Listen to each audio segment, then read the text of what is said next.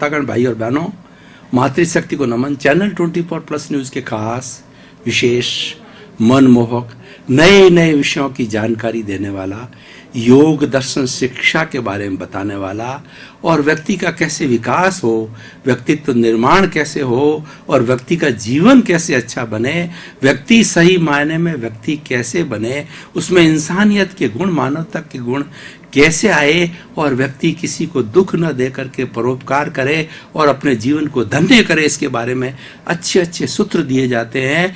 और व्यवहार जगत की और पारलौकिक जगत की सारी बातों का चिंतन जो है इस पुनरुत्थान कार्यक्रम में किया जाता है। पुनरुत्थान कार्यक्रम में हम प्रतिदिन नए नए विषयों के साथ प्रवेश होते हैं। हर विषय होलिस्टिक बनाया जाता है, हर विषय शोधपरक बनाया जाता है और उसमें नई नई सामग्री डाली जाती है विषय के अनुरूप, ताकि वह विषय जो है वो एक अच्छा विषय बन जावे और सारी बात विषय के इर्द गिर्द की जाती है, विषय से हट करके कोई भी बात नहीं की जाती है।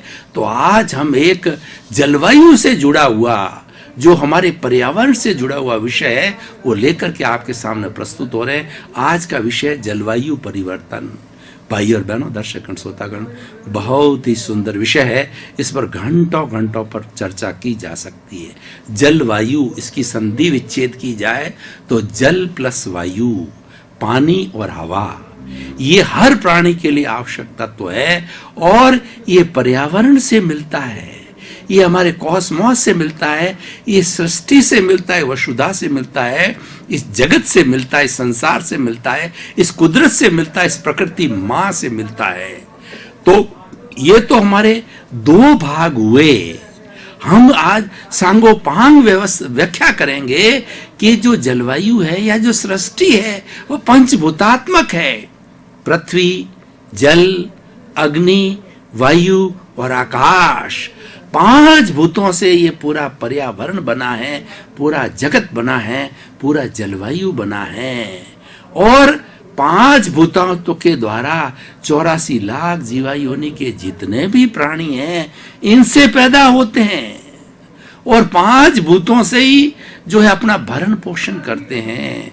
और आयुष्य कर्म के अधीन जब उनका आयुष्य समाप्त हो जाता है तो वो जब चले जाते हैं, मर जाते हैं, राम नाम सत्य हो जाता है, उस समय में उस जीव के, उसके जो है लिविंग ऑर्गेनिज्म के, लिविंग बीइंग के, जीवित प्राणी के जो है ये 5 भूत जो जिससे उसका शरीर बना हुआ है, इस 5 भूतों से 5 भूत, पृथ्वी, पृथ्वी में, जल, जल में, अग्नि, अग्नि में, वायु, वायु में और आकाश, आकाश में पुनः इन 5 तत्वों में विलीन होता है। फिर नए जीव आते हैं और फिर पुराने चलते रहते हैं। ये क्रम सृष्टि का चलता रहता है, इसी इसको संसार कहते हैं।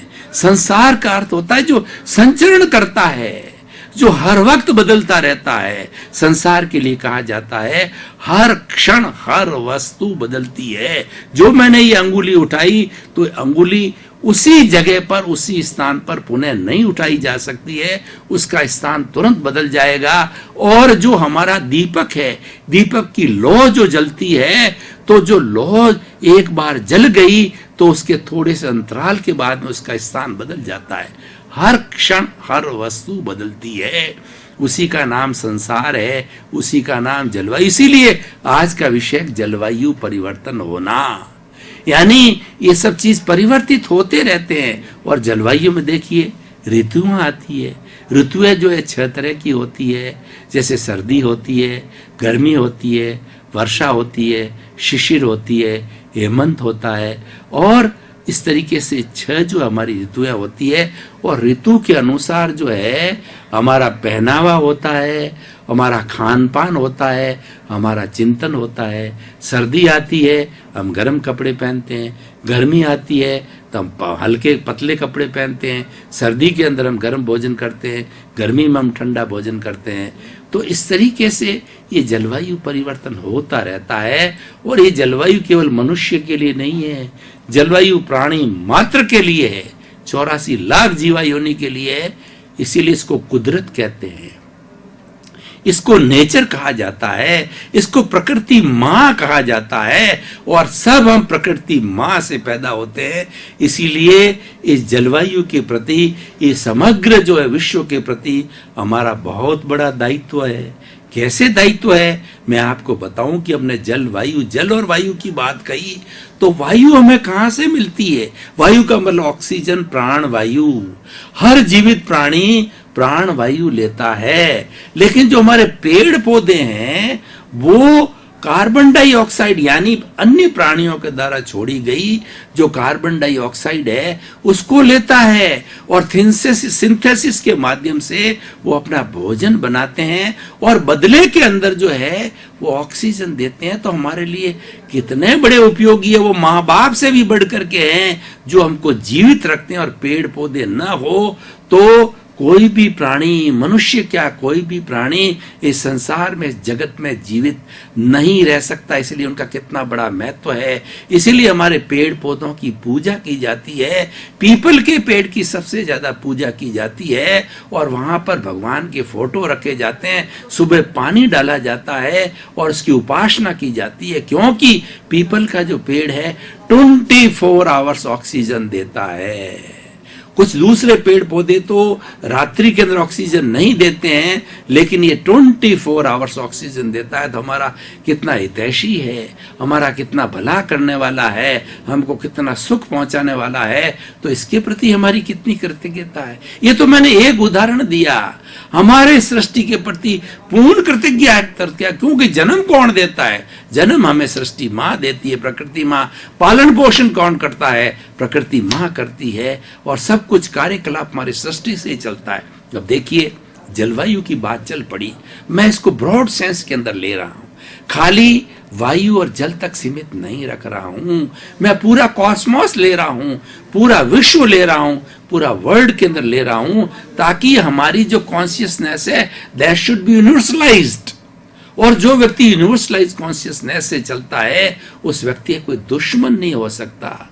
उसके लिए पूरा विश्व एक वसुधैव कुटुंबकम हो जाता है। वह व्यक्ति विश्व के किसी कोने में चला जाए सब उसके मित्र होते हैं, क्योंकि उसमें बुराई के भाव नहीं है।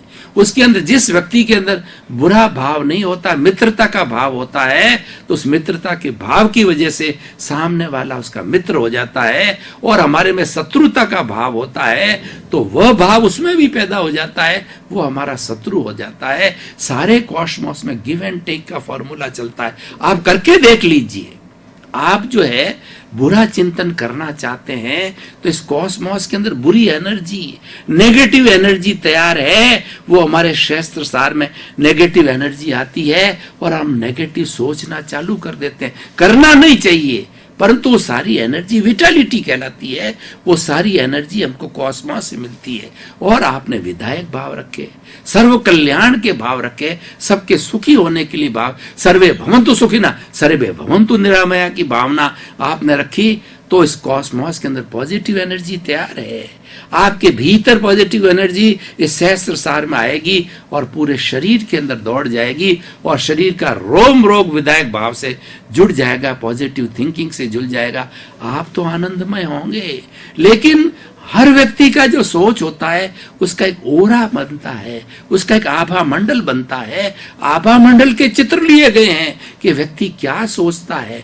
विधायक सोच रहा है कि अविधायक सोच रहा है, नेगेटिव सोच रहा है कि पॉजिटिव सोच रहा है, अच्छा सोच रहा है कि बुरा सोच रहा है। उसके चित्र के द्वारा, कर्लियन फोटोग्राफी के अंदर उसके रंग आते हैं, उस कलर्स के द्वारा वो आपको पूरा प्रिंट दे देते हैं। आप फला फला समय के अंदर इस तरीके का किसी के प्रति बुरा भाव कर रहे थे और किसी के प्रति गलत सोच रहे थे या किसी के प्रति अच्छा सोच रहे थे। जैसा जैसा आपका ओरा है, आभा मंडल है, वैसा वैसा वो आपका अंकन करके दे देते हैं। तो भाई और बहनों, दर्शकगण, श्रोतागण, ये सारी सृष्टि है, ये सारा कॉस्मोस है। अब देखिए, मैं इसके एक जो है फिलोसॉफिकल एस्पेक्ट पे जाता हूं, क्योंकि ये जलवायु की बात चल पड़ी। तो जलवायु का हमें सांगोपांग विवेचन करना है, जलवायु को हमें एनवायरनमेंट से जोड़ना है, जलवायु को हमें जगत से जोड़ना है, और जलवायु में रहने वाले प्राणियों से जोड़ना है। और किस तरीके से ये कुदरत क्या है, ये मैं बताना चाहता हूं कि सारा जो कॉस्मोस जिसमें हम जी रहे हैं वो लोक कहलाता है, वो कुदरत कहलाती है, और एक अलोक भी है। उसके अंदर मात्र एक स्पेस तत्व है। उस स्पेस तत्व के अंदर जीवित प्राणी नहीं रह सकता, क्योंकि वहां ऑक्सीजन नहीं है, वहां जल नहीं है, वहां वायु नहीं है, और वहां पृथ्वी नहीं है। वो जो 5 भूतात्मक तत्व, उसमें नहीं, केवल एक तत्व आकाश तत्व है। तो मात्र एक निरा जंगल कैसे होता है, उस तरह से सारा इस लोक के बाहर अलोक छाया हुआ है, जिसके अंदर जैसे हम चंद्रमा भी आते हैं और दूसरे ग्रह भी आते हैं, और वहां पर जो अभी तो शोध की जा रही है कि वहां पर जो है प्राणवायु है कि नहीं है, अभी कुछ कहा नहीं जा सकता, लेकिन वो अलोक की स्थिति है। अब देखिए, लोक जो है, ये लोक का संचालन जो है कैसे होता है, बड़ी टेक्निकल चीज है, बड़ी वैज्ञानिक चीज है। मैं आपके सामने रखना चाहता हूं कि इस चराचर जगत को लोक या कुदरत कैसे कहा जाता। प्रकृति कुदरत शब्द मैं कहना चाहूंगा कि वो कुदरत 6 समवाय से बनी है। ये 5 तो कॉन्स्टिट्यूएंट्स हैं, लेकिन इसका संचालन, इस सृष्टि बनी हुई 5 तत्वों से, लेकिन सृष्टि का संचालन इसमें जो है वो 84 लाख जीवा योनि का जो कर्म है, उस कर्मों का भुगतान कौन करता है? ईश्वर तो आपको जो है भुगतान आपके कर्मों के अनुसार करता है। वो ईश्वर कहिए, कुदरत कहिए, वो कैसे करती है वो मैं बताना चाहता हूं कि 6 तरह के जो तत्व है। देखिए, पहला तत्व होता है चेतन तत्व। मैं बोल रहा हूं, जो हलन चलन करता है, और जो चेतनामय परमाणुओं के पिंड को आत्मा कहा जाता है, कॉन्शियसनेस कहा जाता है, चेतना कहा जाता है। इसके कई नाम है। एक चेतन तत्व है, वो जीवित प्राणी कहलाता है।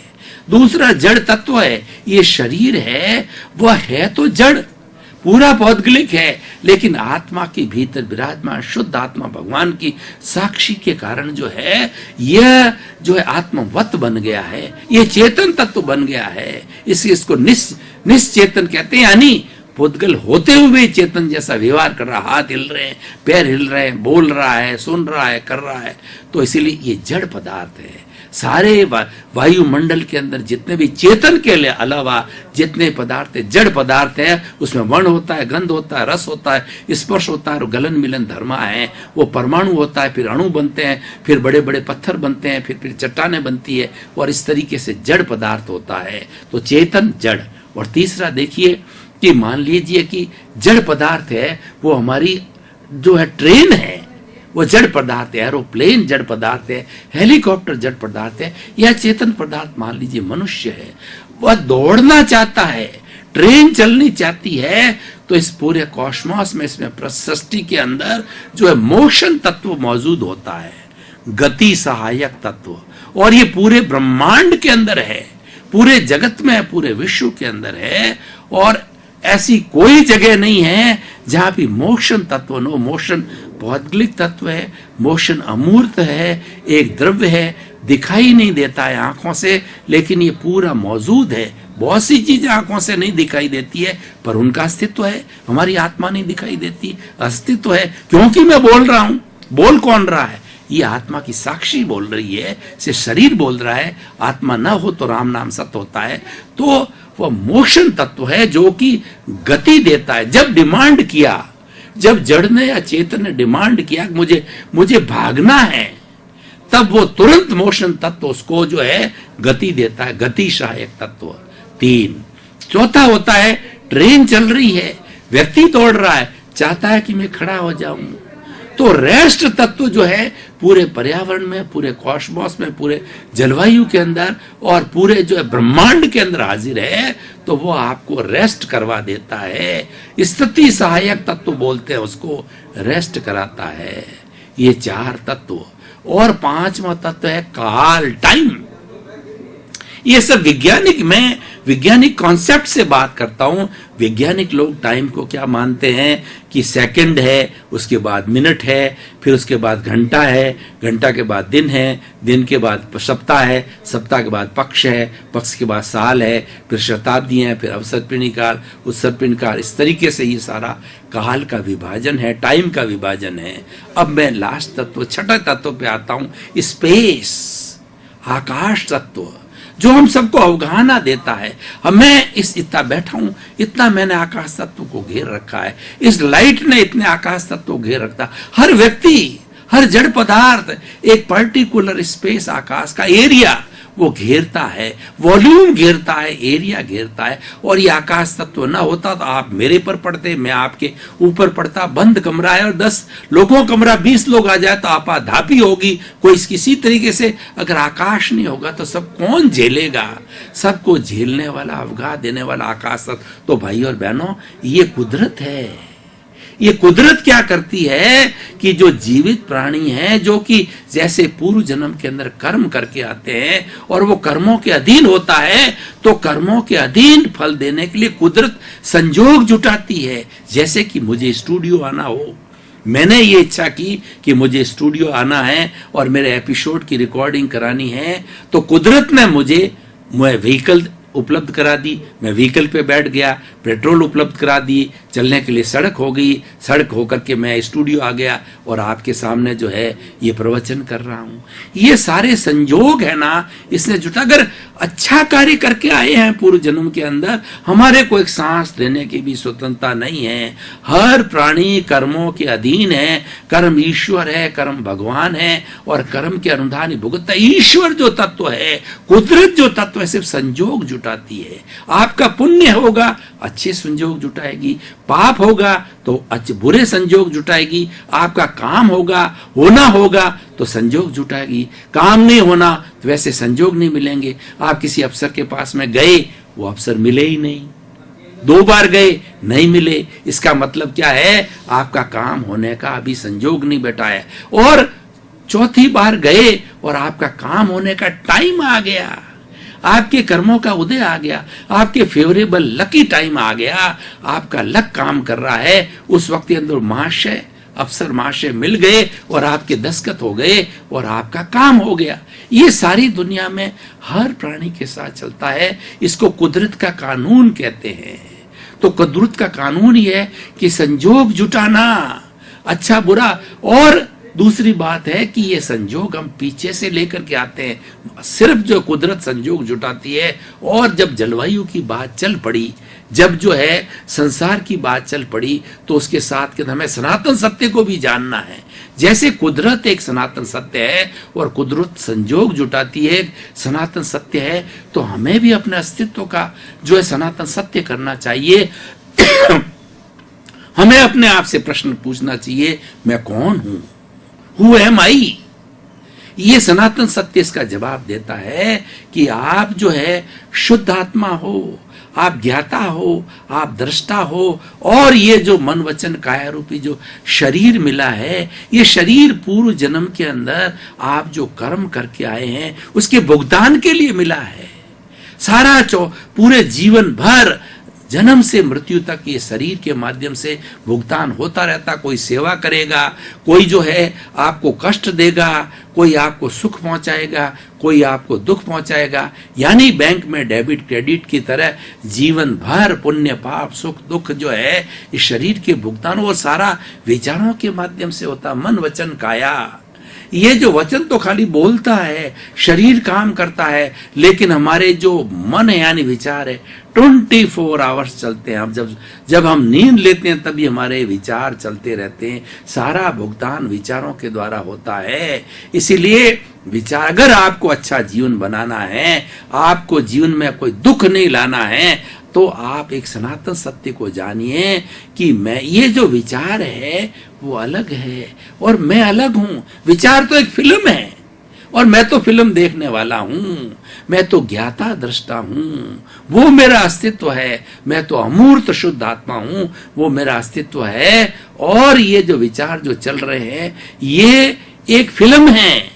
जीवन पर हमारी ये फिल्म जो हम लेकर के आए साथ के अंदर, वो फिल्म चलती रहती है। 50 साल की फिल्म, जैसे 3 घंटे की फिल्म हम देखते हैं, तो हमारा जिसका जीवन किसी का 80 वर्ष होता है, किसी का 50 होती है। फिल्म 80 वर्ष की फिल्म चलती है और वो विचारों के माध्यम से चलती है। तो अगर आपको दुख नहीं लेना है तो आप विचारों को बाईपास करो। दर्शकगण, श्रोतागण, भाई और बहनों, आपका बहुत बहुत धन्यवाद। पुनरुत्थान कार्यक्रम नई नई बातें बताता है। पुनरुत्थान कार्यक्रम सनातन सत्य बताता है। पुनरुत्थान कार्यक्रम कुदरत का कानून बताता है और कुदरत कैसे कार्य करती है उसका बताता है। इसलिए पुनरुत्थान कार्यक्रम को देखते रहिए, हर दिन कुछ न कुछ नया मिलेगा। हो सकता है कौन सा विचार आपके जीवन की दिशा को बदल दे। जब दिशा बदलती है तो दशा बदल जाती है और आप दुख से सुख में आ जाते हो। पुनरुत्थान कार्यक्रम दुख में से सुख निकालने की कला सिखाता है। इसी क्रम में आपका जीवन आनंदमय हो, मंगलमय हो, सुखमय हो। आप खूब धर्म ध्यान करें और समाज की सेवा करें, परोपकार करें और अपने जीवन को धन्य बनावें। आपके प्रति मंगल भावना शुभ।